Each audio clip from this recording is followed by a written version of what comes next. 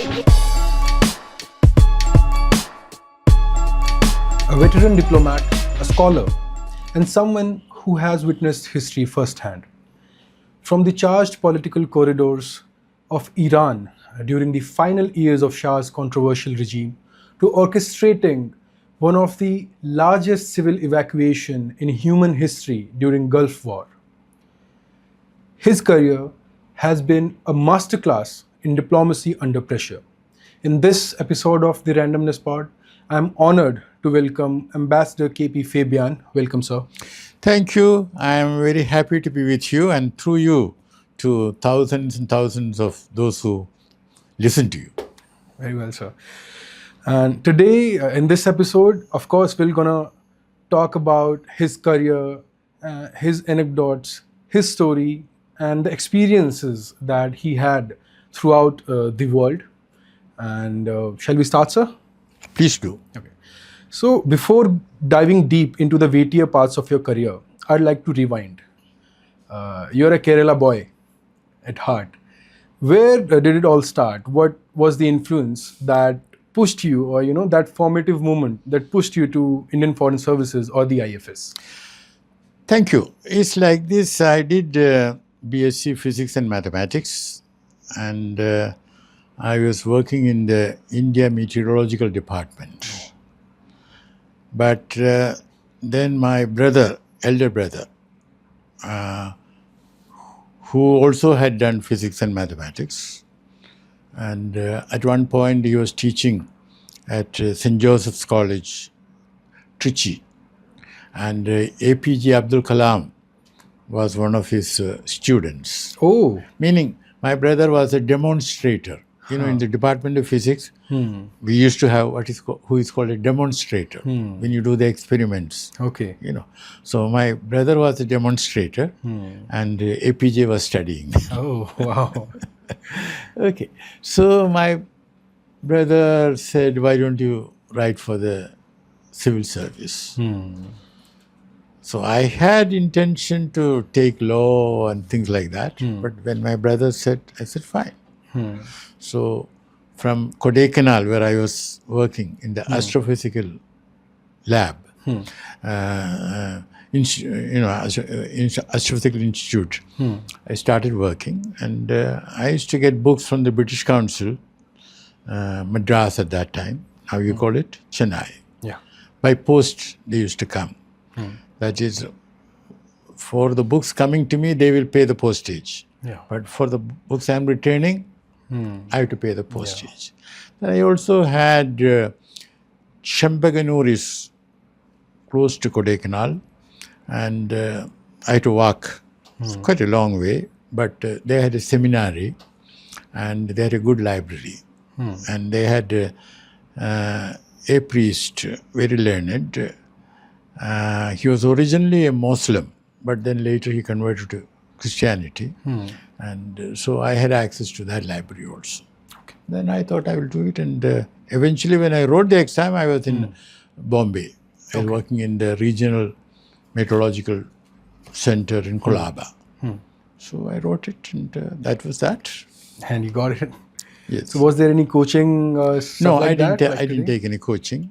But what I used to do was that, I had decided to take 3 papers in history and 2 in philosophy. Okay. So what I did was, questions were sort of predictable. Okay. For example, Napoleon's rise and fall. So what I didn't have the patience to write it down. Okay. But I will sort of shut myself in my room and speak it out. And one try, then second time I will tell myself, no, you should have said this and not that. So if I do it, say 3 times, I was satisfied. And then the final, that's it. There's no need for anything written. So when you eventually have to write, just write it comes. It comes. Do you think that strategy can be used today with so much of competition in UPSC exams? Yes, only thing is that now the prelims are tough. Those so-called objective questions. Yeah, the MCQs. Yeah, I mean, sort of, So it was not the case back then. We didn't have any prelims. Oh, We straight away wrote the main. Oh, wow. Three in 3+2, 5, and then general knowledge, general English, and essay. And the essay I got the highest mark that year, and I think that record remained for many years to come, because my topic was Western philosophy and ancient Indian philosophy, Western science and ancient Indian philosophy. So I got about, 86 or 87%. Who's your favorite Western philosopher? Well, for me it was at that time Bertrand Russell. What Russell? And Indian? Indian was Shankara. Oh, Adi Shankara. Yeah. And of course, I read Radhakrishnan, of course. I know. But So, could you walk us through those early years? Your first few postings. It was a different time altogether. So, could you also tell us what were the cultural and political contexts you were stepping into as a young officer? well, before I sort of, we went to Missouri, and that was nice, good lectures and all that. But then I had to cross a hurdle, that is Hindi, Yeah. because my mother tongue is not Hindi. Yeah. And I had spent time in Bombay, so I used to have the habit of saying Hamkal, Aiganai. Anyway, I had to pass a Hindi test. And lo and behold, Harivansh Bachchan. You learned from Harivansh Bachchan? No, he was my examiner for the Viva. Okay. So what did I do? I learned by heart one of his poems. Which one? So without his asking, You just recited the poem. Okay. The idea was to please him. So you were a diplomat at heart always. And then he asked me questions like, Rangulam was Prime Minister of Mauritius. Who was the Prime Minister of Mauritius? And where did some of the people now in Mauritius go from? So questions which I could answer easily from Bihar and this and that.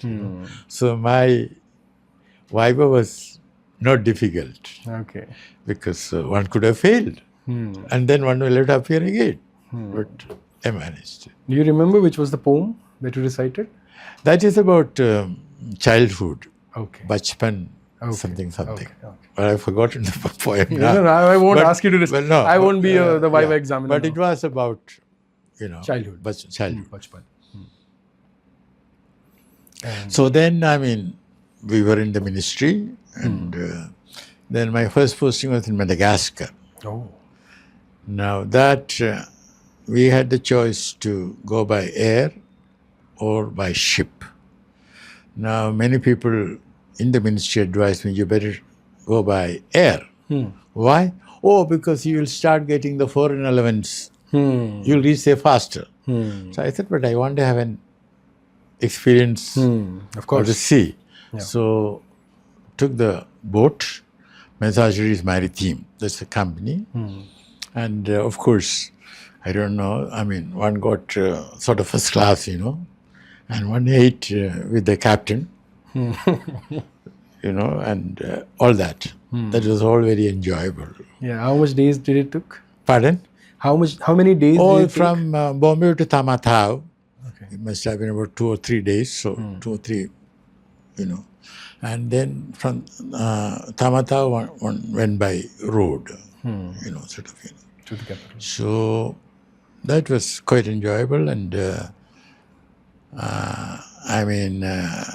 one learned so much about French wine and things like that, which is also important. So my ambassador was Cyril John Stracey, who was in the Indian Army and who had joined Subhash Chandra Bose. Yes. He is from Bangalore. So he was there, then I was there. I was third secretary, but still nobody between us. You know what I mean? Then he left, and the new ambassador took a long time to come, 2 years. So I was charge d'affaires, Okay. and which I enjoyed, being charge d'affaires at a early age. Sort of, it was very enjoyable, and I managed to get some scholarship, ICCR scholarships for young Malgache. You know what I mean? So in one case, there was a girl going, and poor thing was not getting her passport. I mean, Malgache passport. So there was a French National Day, and I had to take it up with the vice president. But I had some hesitation because, they had this habit of, cheek kissing. Okay. Now, I didn't want to be kissed by him. The vice president. Yes. But, well, I had to do that because the only way to get a passport for this girl was to take it up that level. It's like I've won, but at what cost? Yeah. Anyway, then I had a very interesting experience. 2 Indian naval ships were coming to Digos, that's a port. Now, you see, when the ships come, you need diplomatic clearance. Otherwise, they can't come to the port. Yeah. They can even, the host country can shoot them, after all. Yeah. Now, during those days, we did not have the cell phone. And to get the diplomatic clearance, you had to give some particulars. The tonnage, the draft, this and that. Technical details.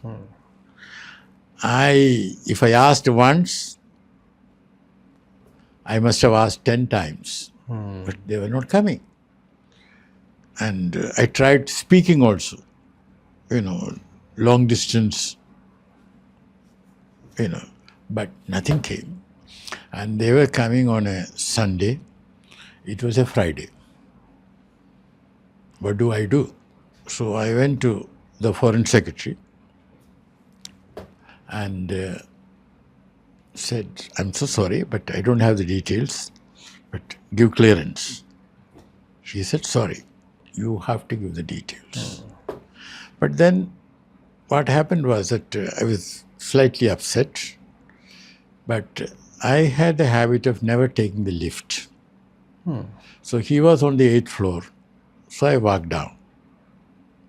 So on the 5th floor, I found a name, a French guy. I knew him because we were playing tennis. So he was called in their setup conseiller technique, technical counselor. I knocked, walked in. So he said, hi, nice to see you. So I said, listen, give me a coffee first and then I will talk. So I told him, listen, this is my problem. He said, that's okay, no problem. There is a publication called Jane's Shipping. So he took it out and he gave me all the details. I took down, did not even finish the coffee. I said, listen, you have to let me go and don't tell anyone that I came to you. Okay. So then I got to the office and rang up the Foreign Secretary. Hey, I just got the details from Delhi. Oh. So I'm coming to you. Okay. Because, it was closing time. I'm rushing. Please keep your reply ready. You got all the details that you wanted. So managed it. So that was touch and go. Yeah. Then there was another problem. I was asked to arrange for, dry cleaning for the 2 ships, the officers and staff and this and that. Well, I contacted some of the Indians. Well, they initially said yes, but then they stopped answering the call.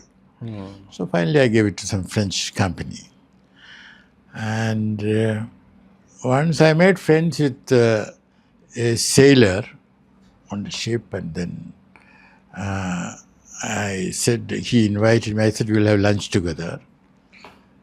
But then, you see, as soon as you, as ambassador CDA, goes to the ship, the captain gets informed, and you are straight away taken to the captain.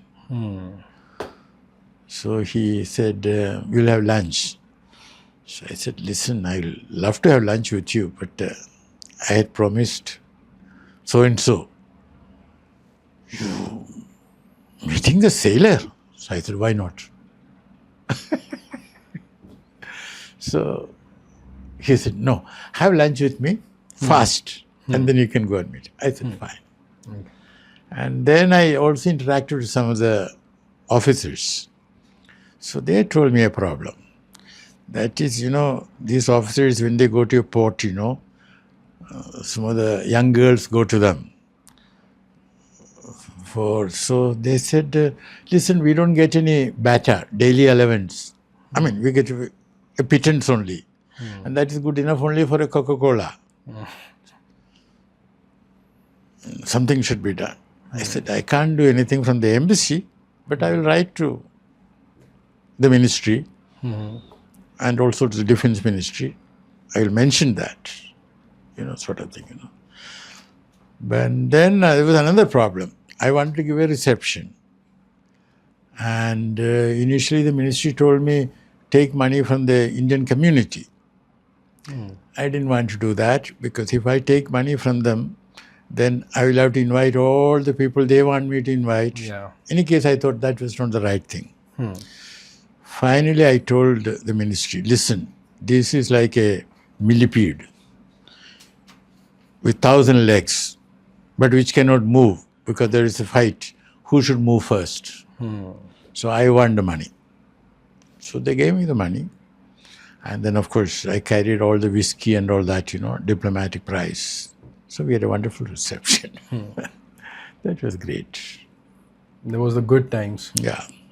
And you think being in a non-internet era or non-cell phone era was better? No, I wouldn't say that. I wouldn't say that. I mean, later when we had the evacuation and all that, we had Tough times. took time to communicate, sort of thing. So let's talk about the book, Diplomacy, the Indian Style. You talk about something really striking in that. Hanumanji, in many ways, as the first Indian ambassador. I mean, the reframe is both symbolic and very cultural, and it's very resonant with the people. So do you think that our epics like Ramayana and Mahabharata do actually overlap with the Indian diplomacy today? To an extent. You see, after all, ambassador is Rajdoot. Yeah.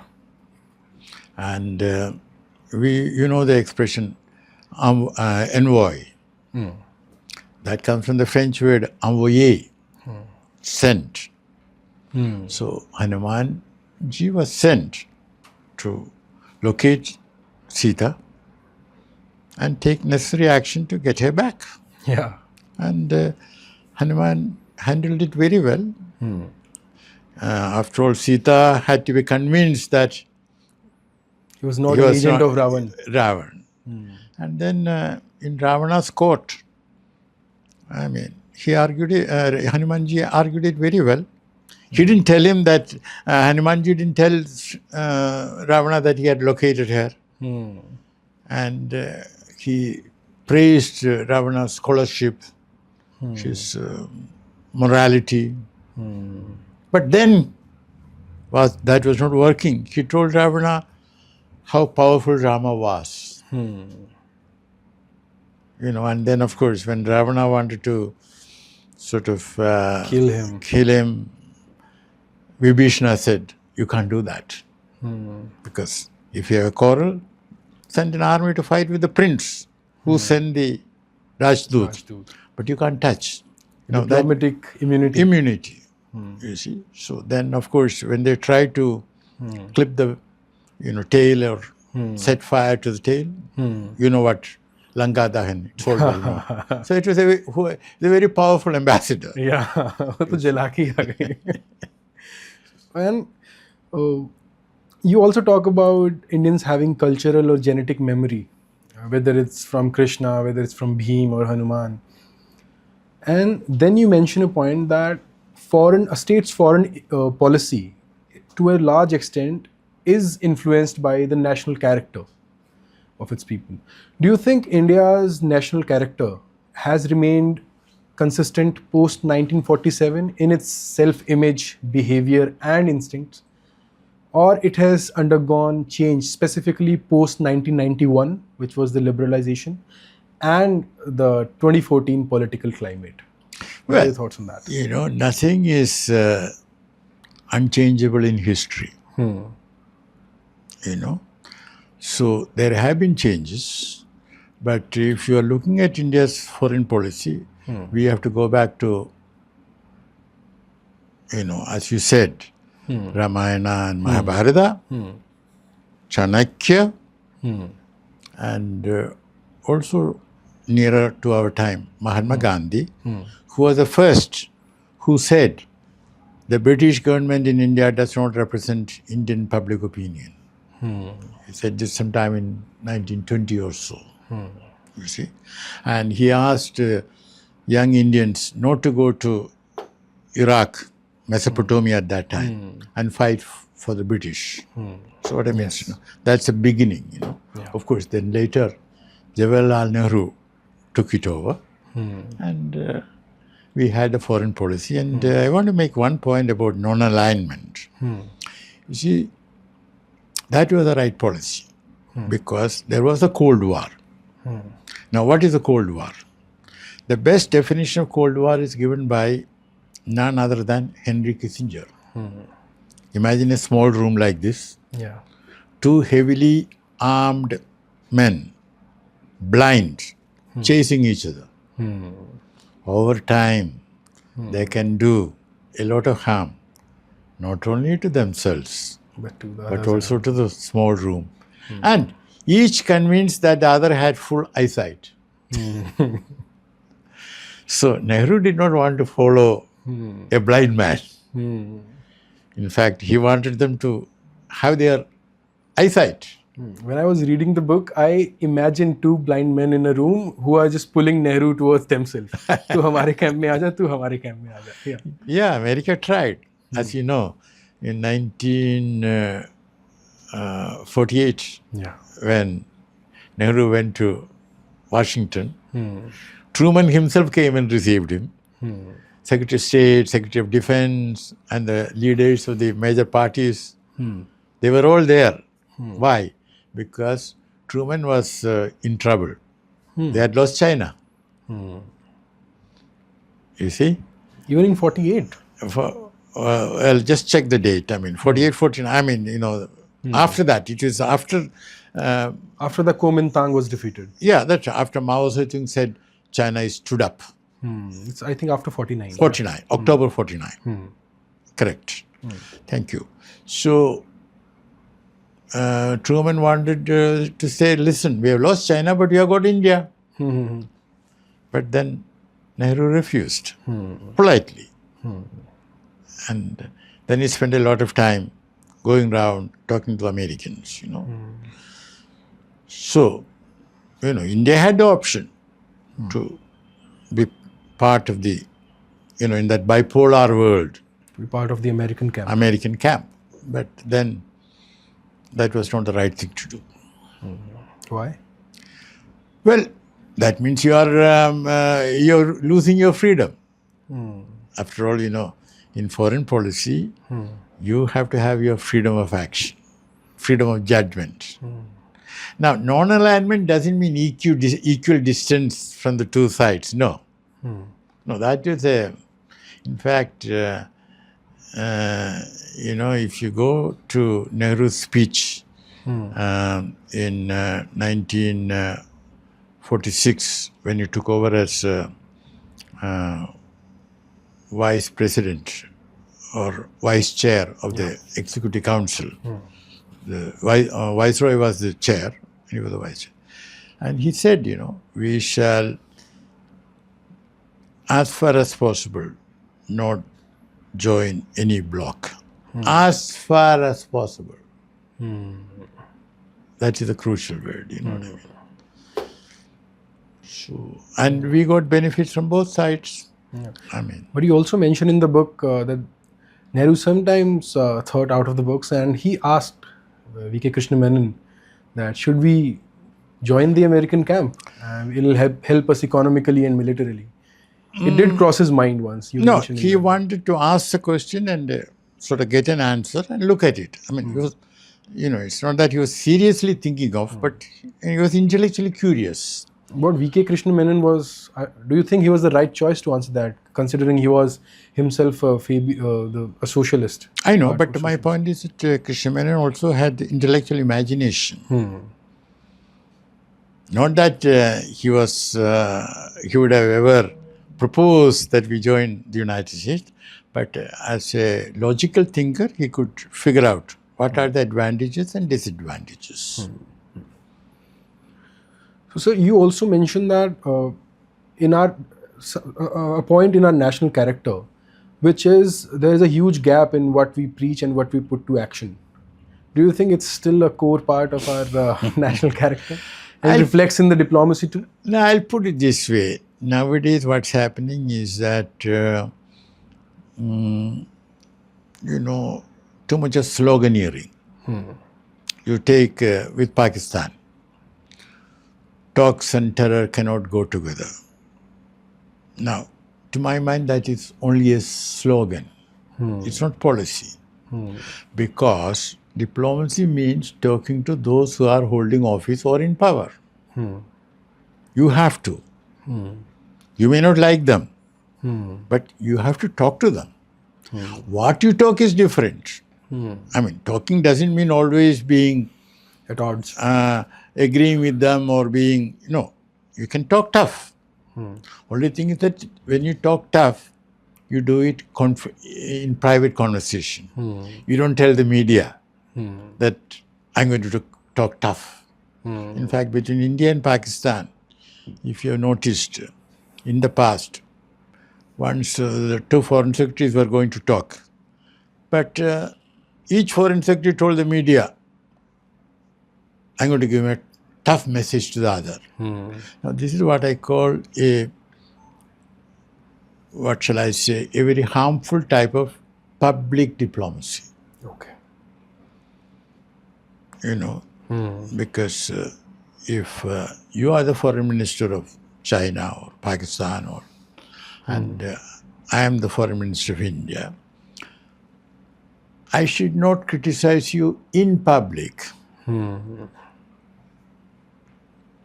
I may differ with you, but again, you see, you have to do it. I mean, let me give you one example. 1998, Pokhran II. I was in Rome. I was summoned to the Foreign Office. And the man who talked to me was the head of the office of the foreign minister. His position was even, you know, higher than that of the foreign secretary. So he tried to talk down to me. What have you done? How have you done it? And this and that. Well, I listened to him. And then I told him, let me explain to you why we did it. And I gave them our rationale. Then I said, now, since it is my task to promote good relations between our two countries, I want to share a thought with you. Someone in Delhi is watching how European capitals are reacting. You know the reaction from Paris. So, it is my hope that the reaction from Rome will not be seen in Delhi as unnecessarily harsh. Then I said one more point. You are protected by American nuclear weapons. We are not. We have two neighbors who are nuclear powers. So we had to do what we did.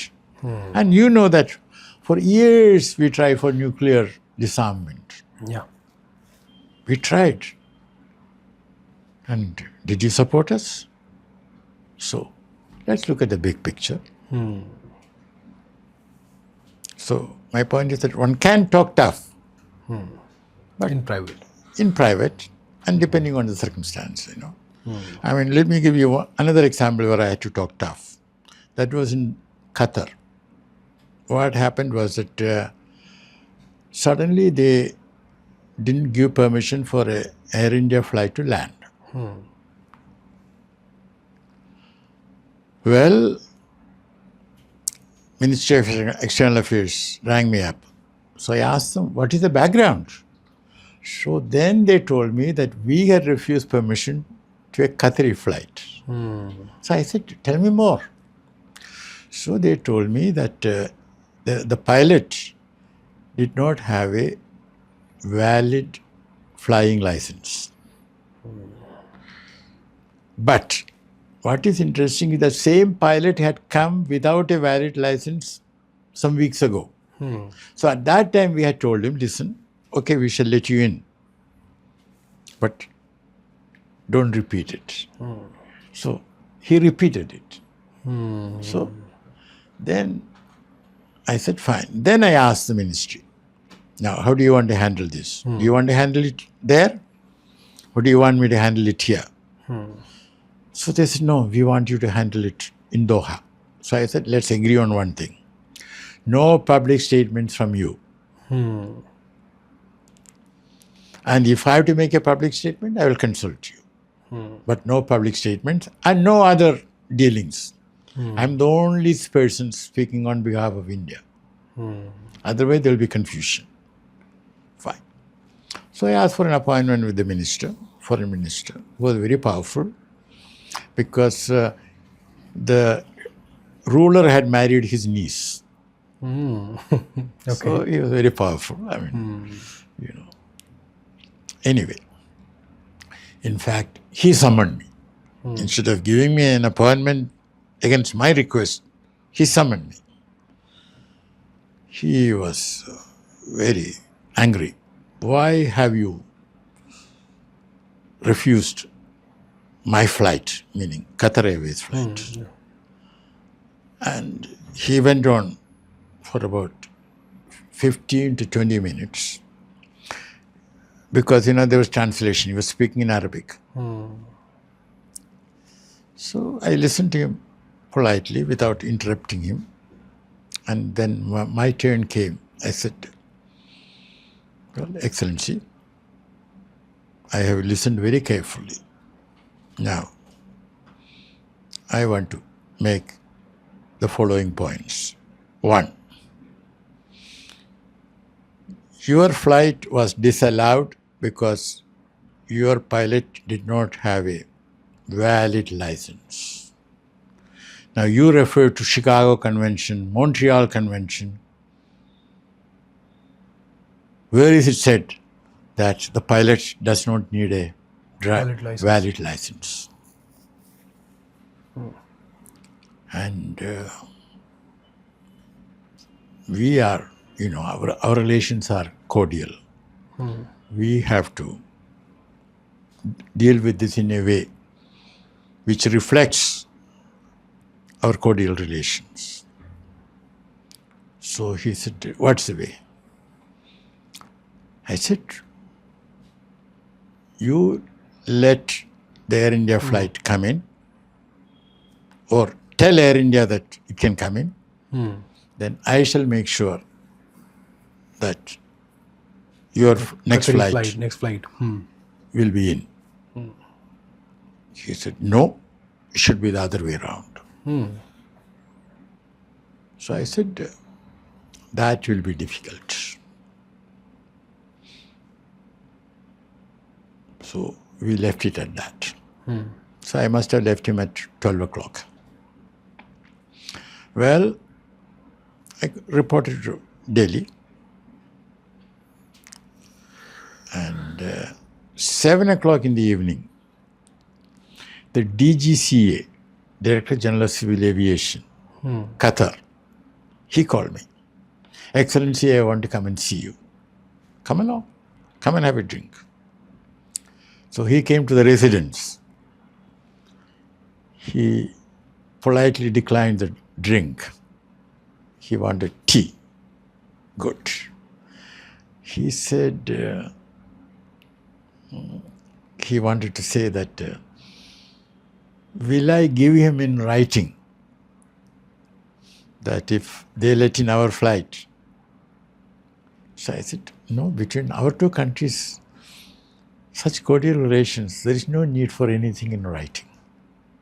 I told His Excellency the Minister, and I am telling you, the moment, so what do I have to do? I said, you have to telephone Air India, local office, saying that their next flight will be in. And Air India will telephone me. Then it will be done. So he went back saying that he still needed a little more time.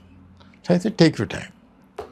So after about 45 minutes, he called back. Excellency, we are agreed. So I said, call Air India. So after a few minutes, Air India called. Sir, they have agreed. I said, fine. So I said, now you can tell them that Qatar Airways flights will be. And I said, I am also going to tell the DGCA, Qatari DGCA, that your flight also can go. So my point is, at times you have to be tough. But you have to be tough in a polite way. You don't have to raise your voice. And with the minister, you retain the courtesy. Even when you say no, you say it respectfully. Do you think that applies in normal life also? I suppose so. And another thing is that, sometimes you have to do what I may call out-of-the-box thinking, which we can discuss, So in your writing, there is a very significant mention to Chanakya. I mean, Chanakya is a figure who is sometimes ideologically sidelined by one camp and then superficially embraced by another, who may not know that much about him. In today's discourse, how should we revisit figures like Chanakya? And by that I mean, how can a realist wisdom of Chanakya help us or aid us in our foreign policy today? Very good question. Let me put it this way. Chanakya said that for any country, among its many neighbors, there will be at least one neighbor which treats that country as its natural enemy. Now, in India's case, there are at least two. And if you do not deal properly with Bangladesh, there will be three. Okay. Now, what Chanakya said does not apply to, say, Western Europe. Now. Yes. Now. Austria can be friendly with all its neighbors. Yeah. But it still applies to South Asia. It does. You see? Very much does. And we also have to recognize that between China and Pakistan, there's deep nexus. You have seen what Lieutenant General Rahul Singh, the deputy chief, said the other day. Yeah. How China sort of, Provided their satellites. and all that, So what I mean is that we have to recognize that. And if you go back in history, even when Pakistan joined Seattle and Sindoor and all that, it took the trouble to tell Chinese, it's not against you. You see, if diplomacy means dancing with more than one partner at a time, Pakistan has done it very well. you know. But now what is happening is that Pakistan is naturally much closer to China than to the United States. But then again, our people think that, United States will just abandon Pakistan. No, that is a wrong approach. You look at the population. Is it 240 million? You can just check it. 240 to 260. Yeah. And nuclear bombs.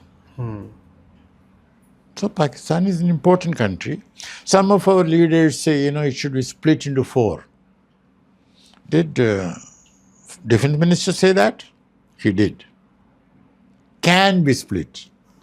Now let me ask you, who is going to take care of the nuclear weapons? Do you want Jaish-e-Mohammed to have it? So it will be utterly irresponsible on our part to seek the dismantlement of Pakistan. It's in our interest to have a stable Pakistan. You see? So we have to have a foreign policy. I make a distinction between foreign policy and diplomacy. Foreign policy is the framework within which you conduct your diplomacy. Now, when I say the framework, first we figure out where we are right now. What are our problems, major issues, and where do we want to see ourselves, say, 5 years hence? Now, there is a lot of talk of 2047. I have nothing against it, but personally, I don't expect to be around in 2047. But I'm sure you'll be there and many others will be there. I would prefer to speak for the next 4 years, 5 years. Because, after all, who knew? Even the CIA did not know that the Soviet Union was going to collapse. So, let's be humble and speak of the nearer term. You know what I mean? So, what I would suggest is that, say, by 2030, what should be the relations between India and Pakistan? My view will be, we should try to have good neighborly relations with them. Of course, if they do foolish things, wrong things like sending terrorists from there, we should hit back. That is necessary. But short of that, we should try. And I don't think this Indus water, keeping in abeyance is the right thing. Because, it's an international treaty and they can take us to ICJ, International Court of Justice. And don't forget, you see, in the Indus Water Treaty, India is the upper riparian state and Pakistan is the lower riparian state. But vis-a-vis China, we are the lower riparian state. And China will do whatever it wants to do, after all, and then if you take it up, they will say, well, what did you do with Pakistan? True, very true. So, and, the sort of, deriving malicious pleasure, Schadenfreude, by seeing Pakistan in difficulties. That's not good. In fact, some years ago, there was flooding in Pakistan. And I had written an article for the Hindu saying that was the time for India to offer tomatoes and vegetables. India did offer, I guess. No, we didn't. Onions and all that. I said India should offer, but with a caveat. They should reopen the land border, meaning traffic, the trucks, which they had closed, So about land borders, Yeah. There has been certain insecurity. I remember 2015, 2016, there used to be news headlines like हमें तो उनके टमाटर खाने हैं क्या, हमें उनके प्याज पे निर्भर नहीं रहना है, stuff like that. You think opening land borders is a move beneficial to India? Yes, you see, let me turn it around.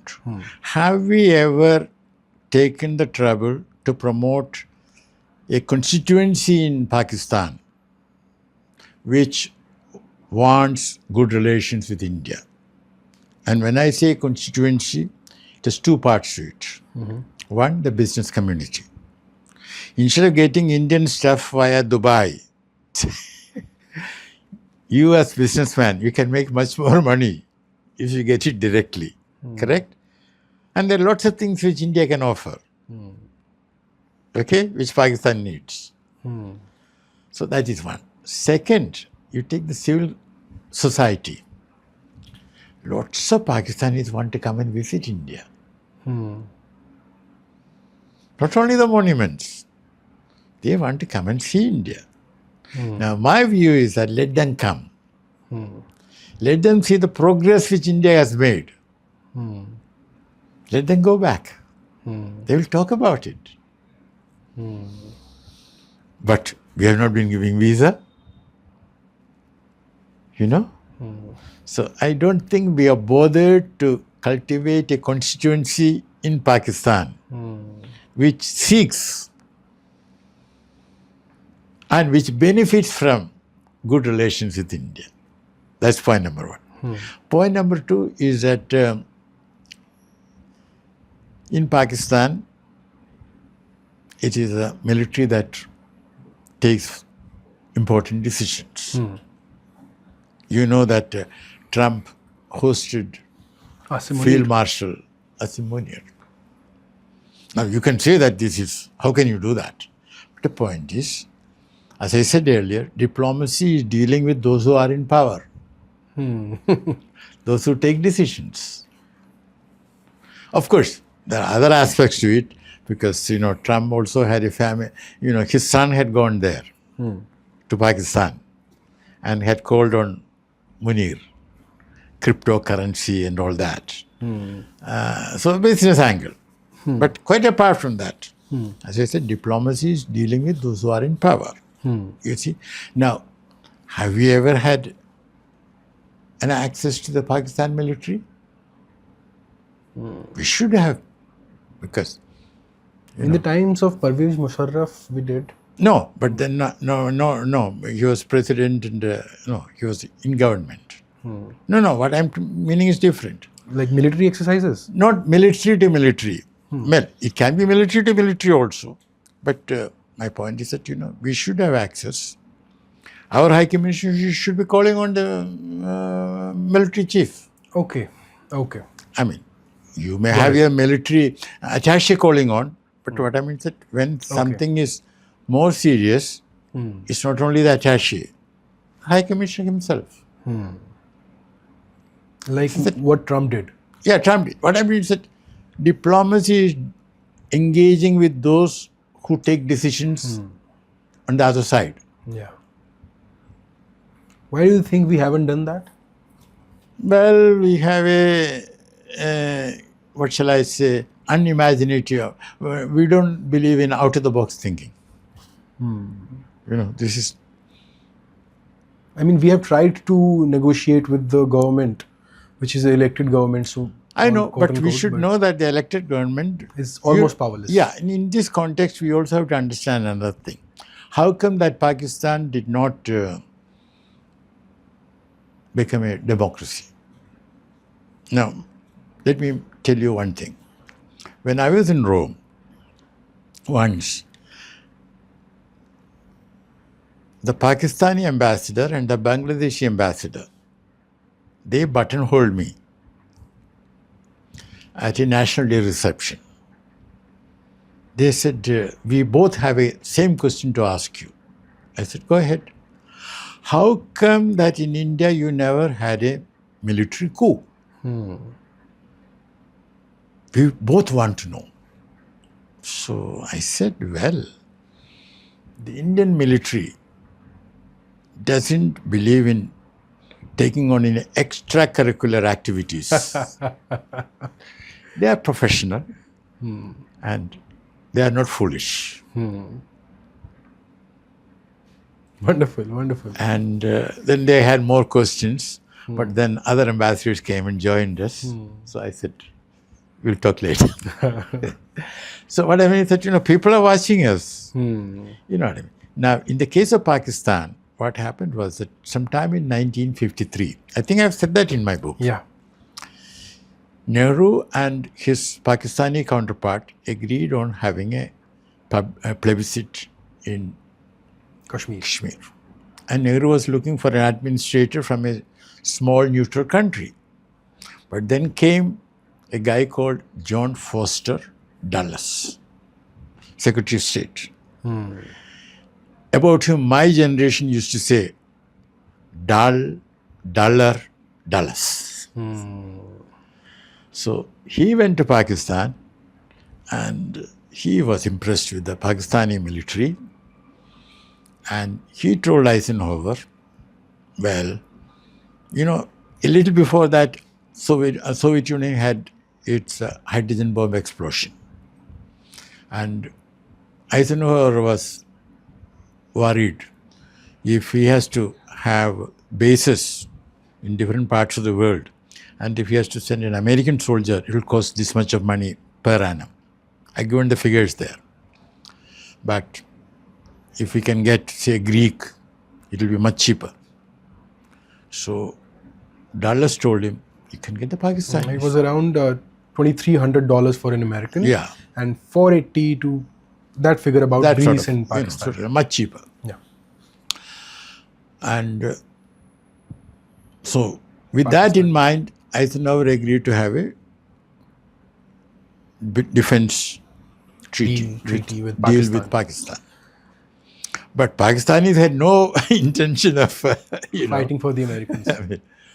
Now, as American arms poured in, Nehru said, what is this? So you want to capture Kashmir with American arms? All right. Then no question of any plebiscite. And then, as you know, the Kashmir Assembly passed a resolution making the accession to India irrevocable. And so, then what happened? So the arrangement with the Americans was in 1954. First military coup, 58. And you can figure out during the next 50 years, for how many years? More than 30 years. It was direct military rule. And then even when it is not, the military controls policy towards India, policy towards China, policy towards the United States. Because the military wants to project India as An aggressor, a threat. And only the military can save Pakistan. You see? So they don't want good neighborly relations with India. Because then their political clout will disappear. You see? They have to project that. In fact, I would say Pakistan is an occupied country. Occupied by whom? Its own military. its own military. It has been captured by its own military. So, coming back to Chanakya, अभी तक जो मुझे समझ आया है and what we've been talking about, Pakistan has been kind of following Chanakya better than India. Would you agree on that? To an extent. To an extent. As I said, But then again, what can we learn from it? And see, also, you take the Sindoor. Operation Sindoor. Yeah. Pakistan had full-hearted support from China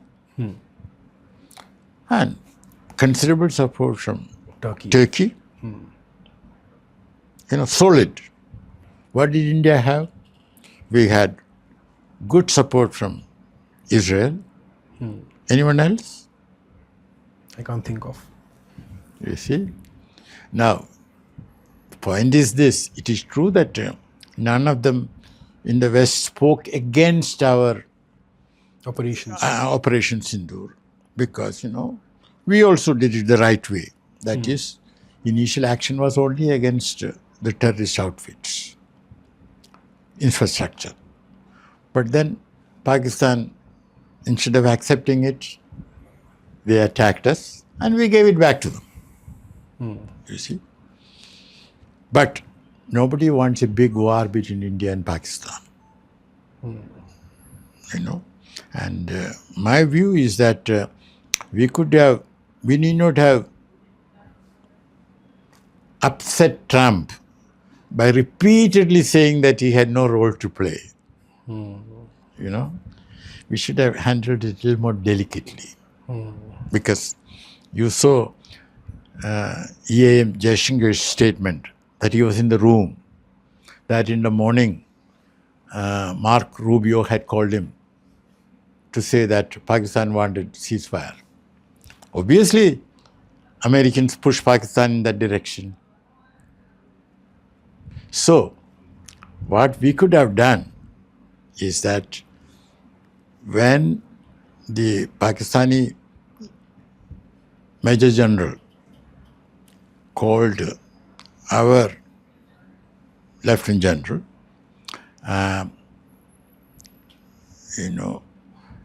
saying that they wanted ceasefire, we could immediately come out with a statement. Pakistan has asked for ceasefire. We are considering it. After all, that general had the political clearance to ask for it. Yes. And our general could not have said, yes, fine. No, he had to take the political clearance. Yes. So he could have said, I'll come back to you. And immediately, our official spokesperson could have said, Pakistan has asked for ceasefire. We are considering it. Then Trump would not have had a chance to say that he had done it. You see? Diplomacy. Diplomacy. And another thing is that, when Trump did it, instead of our repeatedly denying it, what we should have done is that the official spokesperson should have come out with a statement, very sort of carefully worded. We have seen reports about involvement of a third party in arranging for the ceasefire. These reports are not correct because India did not approach anyone. And there can be mediation only when both the parties ask for it. So instead of saying Trump said it, it's wrong. No, just said, we have seen reports. Diplomacy is, when I contradict you, I don't say, hey, you said it. No, I just make the general statement. But he tweeted himself, Trump. No, he may have, but you don't imitate him. That's the point. Just say that we have seen reports claiming a third-party intervention. So you believe this is a classic example of India punching below its diplomatic weight? It's not a question of punching below. It's a question of being, using diplomacy, classical diplomacy with imagination. Because Trump has to be handled delicately. He wants a Nobel Peace Prize. Now, my view is that we need not nominate him. But we should not be seen as standing in his way. Okay. He can't afford that. You see? We need not nominate. No, I don't think he deserves it. That's a different matter. That's a different matter, yeah. But, he has to be handled delicately. That's what Chanakya would have done. Yeah, because EAM was in United States and, of course, for the Quad. But he also was working towards having a good trade deal with United States. But then he told the Newsweek CEO, I think he's also an Indian, and it was carried by the Newsweek, that, Trump had nothing to do with it. So, talking about diplomacy, sir, one of the striking critiques that I saw in your book about Indian diplomacy is that it has suffered from a tendency to be textual rather than contextual. From Plassey to Shimla, we have had a tendency to stick more to the paperwork than to the power play. Could you unpack this idea for us? And if this is a tendency still, do you think this idea still lingers on with the Indian diplomacy? Yes, Plassey, as you know, the Nawab had reason to believe that some of the generals may not be loyal to him. What did he do? He summoned them and made them take an oath. That is mechanical. He didn't dig deeper into it. In fact, Plassey was not a military victory. It was Chicanery, Clive classic. just bribed Yeah. and got it done. Anyway, now when I say context and text, like punctual. Now, what's the point in signing a deal, enunciating punctual with Mao Zedong, who believes that power comes from the barrel of the gun? So that didn't make any sense. And again, you take a more recent, Rajiv Gandhi's Sri Lanka. What is the point, tell me, an agreement between Prime Minister of India and President of Sri Lanka about what LTT, a third party, should do, unless that third party also is a party to the agreement? True. In fact, Narasimha Rao, future Prime Minister, but at that time Foreign Minister, he had told High Commissioner Mani Dixit, this doesn't make any sense. But nobody listened. They didn't listen to the foreign minister. Yes. In fact, Foreign Minister had nothing to do with it. The High Commissioner was dealing directly with the PMO. This is all bad. You have to have a structure. See, again, to go back, foreign policy and diplomacy. In formulating foreign policy, naturally, the PMO has a role. It should hear from MEA and defense and finance and everyone else. But the final say is that of the PMO. But diplomacy, no. That, MEA should do it. Of course, PMO being kept informed. That is there. But PMO doesn't get into diplomacy. You see. Like you mentioned in the book, Pakistan always wants the leaders to talk in a private room, whether it should be the officials who should conduct the diplomacy. No, not Pakistan. I mean, summit diplomacy. You see, summit diplomacy should take place when the officials have already worked it out. I mean, you said it in the case of Bhutto and Indira Yeah. Gandhi. But then Bhutto was able to outwit Indira Gandhi in Shimla. Was it just because that we take this plausible platitude of philosophy and moral superiority? Not that. Indira Gandhi, what shall I say? Indira Gandhi was hoping to have good neighborly relations with Pakistan. Far-sighted. You see? And she believed Bhutto. But as I said in my book, what's interesting is that my good friend Kamal Bakshi, a couple of years senior to me, 61 batch, as Deputy Secretary Pakistan, had said, Bhutto can't be trusted. When he was drafting the, sort of the brief for the delegation. You see. And even the higher official had agreed that Bhutto can't be trusted. Yes, but then, the Indian attitude is when there is a diplomatic engagement at the highest level, India always wants success. India doesn't want failure. Failure. Why is that? I don't know. I mean, see, sometimes you have to take failure also. Of course, in the case of Nixon, Indira Gandhi did the right thing. There was failure. But ultimately it was her success. Yeah. You see? But then again, that particular encounter was a failure. But she had the, what shall I say, the far-sightedness. maturity to accept failure, temporary, and ultimate victory. Like in the case of closing the economic aid. Like you mentioned in the book, when someone threatened her to close the economic aid, the US aid, Yeah. she gladly said, She said do that, I mean, the US ambassador said, oh, that will have implications for US aid. So she said, please, Mr. Ambassador, stop it now. That takes courage, right?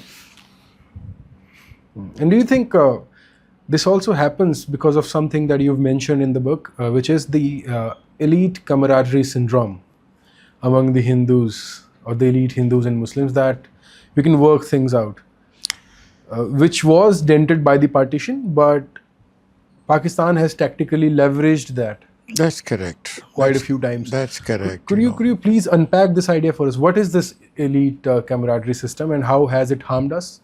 See, let me put it this way. You remember 1965 war and Tashkent?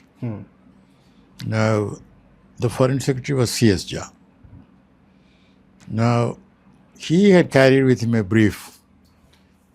draft, sort of permanent friendship between India and Pakistan. Now, I agree that should be our aim. But he handed over the draft to the Pakistanis. They didn't want to accept it. That is not the way to do it. You have to approach your goal, Slowly and steadily. yeah, in a calculated Step by way. step, yeah. You don't just, drive at breakneck speed. You know what I mean? Eternal friendship. Yeah, sort of, So we have to understand the psychology of your interlocutor. You see, Pakistan has what I call an inferiority complex vis-a-vis India. It has it. It I has- mean, they're always very confident when attacking India. They're always very confident about breaking the I know, but Hindu morale and yeah, Bhutto would say that, these Hindus can't fight. a few good blows and then Yeah, but at the same time, there is a deep inferiority complex. So we were talking about that eternal friendship thing in 65 war. Yeah, so then, Pakistan didn't take it. And then, Lal Bahadur Shastri agreed. And again, why? Because he wanted success. He doesn't want, any diplomatic engagement not to come out with a solution. Otherwise, he could have come out of the Tashkent. Well, we could have said that this is our position. If it doesn't work, it doesn't work. And we being such a big country can afford to do that, right? No, my point is that you have to take care of your interests and you should be prepared to accept failure of a diplomatic mission. It's not your failure, it's a failure of both. If you and I are talking and if we don't come to an agreement, it is a failure which is shared by both of us. We should let a diplomatic agreement fail if it stands in the way of our national interest. That's right. It's not be that. It's not our responsibility to make sure that there is success. It's a shared, responsibility. So this is the elite camaraderie syndrome that we talk about. Yeah, and also, that camaraderie you don't find to not the same extent because, there was a time when both sides, the ICS, they would have met in England, studied together. And some of them were in undivided India. So that generation is gone. That generation is gone. We also have examples of brothers fighting in different armies, someone who chose to stay in India and someone who was in Pakistan. So that generation is gone. And that In fact, the Delhi Gymkhana Club, before partition, before independence, there was a get-together. The officers going to Pakistan and the officers remaining in India. And they proposed a toast. We meet again as friends. That was the toast. Well, very soon we met again, not as friends. That's the thing. And from our conversation, when you said you can be tough, but politely. Yeah. So there's this restraint versus triumphalism. There's one instant which you recall about late Shri Swaran Singh. After the creation of Bangladesh, he gave instructions to the Indian delegate that no one has to be seen around the bar for the next 48 hours. And there should be no signs of triumphalism from your side. It stands in stark contrast with what we see today, whether it is the political chest thumping or the media studios which turn into war rooms. Do you think that this humility as a strategical tool in diplomacy has become obsolete in the era of performative nationalism? Well, what shall I say? We have deviated from what I call good diplomacy, classical diplomacy. Now, just a word about Swaran Singh. You see, once he went to Sri Lanka, and of course the High Commissioner briefed him. Gave him a sort of a big file. But he said, "No, what do you want? Tell me in a few words." Okay. Anyway, then he was calling on Bandaranaike, the Prime Minister, Sri Lanka. Sirimavo Bandaranaike. So Bandaranaike started by saying that I want my elder sister to come and visit. And Swaran Singh said, between two young ladies, I don't know who is elder. And everybody started laughing. Yeah. What I mean, they had that ready wit. Yeah. Ready wit, You have to be funny, right? Yeah. And as you know, he was speaking in the Security Council, and Americans, I'm talking about Bangladesh, American sent him a chit saying that Pakistan wants surrender.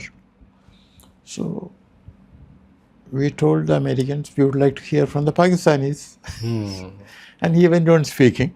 And finally, the Pakistanis asked, and he got the message that Pakistanis asked first. This could have been the case Yeah. this time, right? Pardon?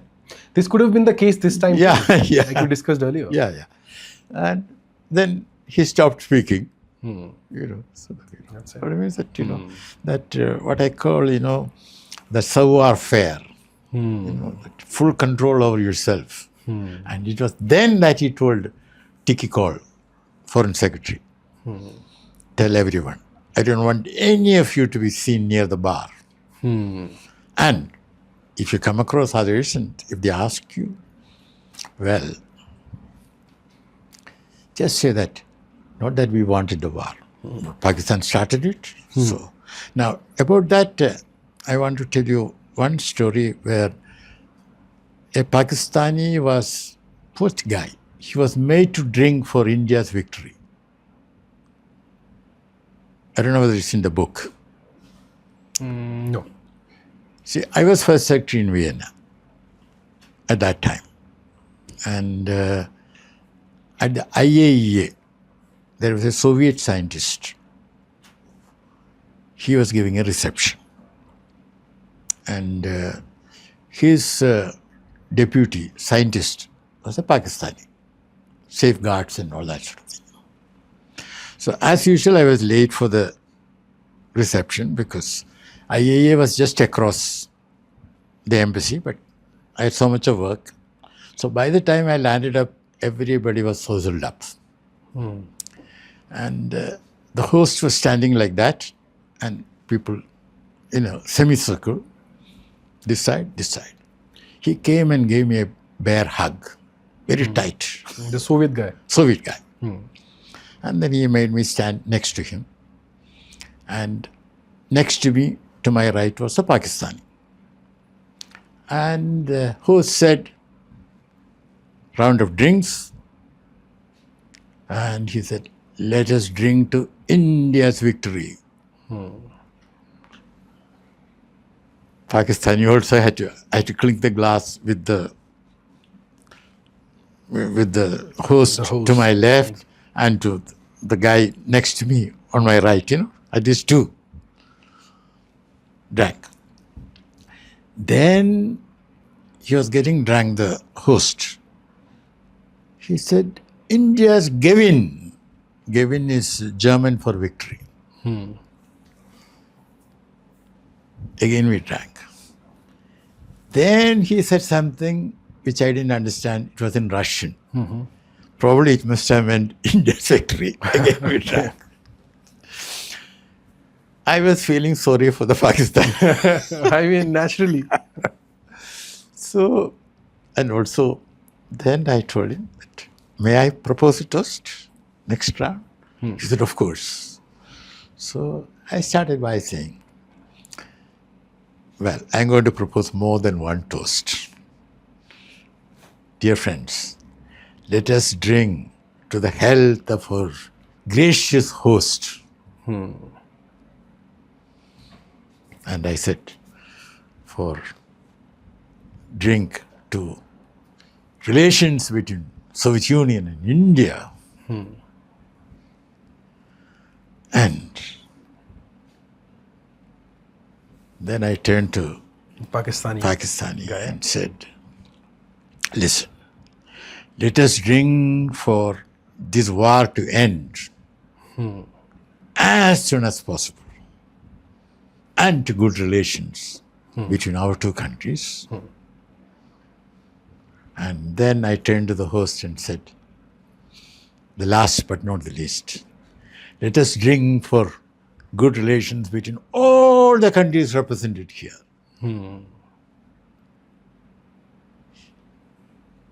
I ended. There must have been a thunderous applaud for that. Yes. Yeah. Yeah. Beautiful. But, you don't find that sort of drinking and toasting these days. During our time, we drank and we toasted. Why is that? I don't know. People are, sort of Reserved today? Or they think more alcoholism, reserved and, you get to them? sort of that sort of old style diplomacy. Classic. Classic, French wine. Yeah, and also, for example, I learned a lot from my ambassador, Vishnu Trivedi. We used to attend the IAEA meetings. So what happens is that once the Australian ambassador came out with a proposal which we didn't want to support. But my ambassador has a particular style. He will say that I have listened very carefully to my distinguished colleague from Australia, with whom we share democracy, Commonwealth, and we have been working together. And he made very good points. 1, 2, 3, 4. I agree. I just have one or two comments to make, some additional points. But by the time Trivedi finished, he would have completely demolished the Australian proposal. But then we always made it a point. One thing was that as soon as the ambassador sits down, I'll just shake his hand, sir, very good. Just between us only. But then when the meeting is over, we'll both rush just to say hi to the Australian, because, we'll be sitting like this, be here and he there and all that. And when you go out, the cars are coming. But we'll make it a point of meeting him and shaking his hand. After having demolished this proposal, it's always good to say nice words personally. So that to convey that it's nothing personal. Yeah, it's nothing personal. It's a touch, you know what I mean. And then we come again to the fact what you told us about Swaran Singh, about his instructions to delegates versus now. But I think media has always been a little chest thumper. Yes, I know. But my point is, media normally, I'm told, you can double check, they get instructed by sources. You know the expression, sources have told us. Well, a very good point made by you about media is that a good part of media is bad. Yeah, sort of. That, again. And then they compete with each other. So that's a totally different arena. No, compete with each other in projecting a particular point of view. No, commercial competition I can understand. Okay, so ideological competition is also there. Yeah, competing with each other and projecting a point of view. So was it the case in the 70s or the 80s too? No, there was more criticism, Of the ruling establishment. Of the establishment. Nehru didn't mind being criticized. He didn't mind even by caricature by R.K. Lakshman. He used to have cartoons. He even complains to R.K. Lakshman, where is my Gandhi hat? Yeah. And then R.K. Lakshman told him that in my dreams I always dream about you without the hat. Yeah. And that's the way. So what I mean,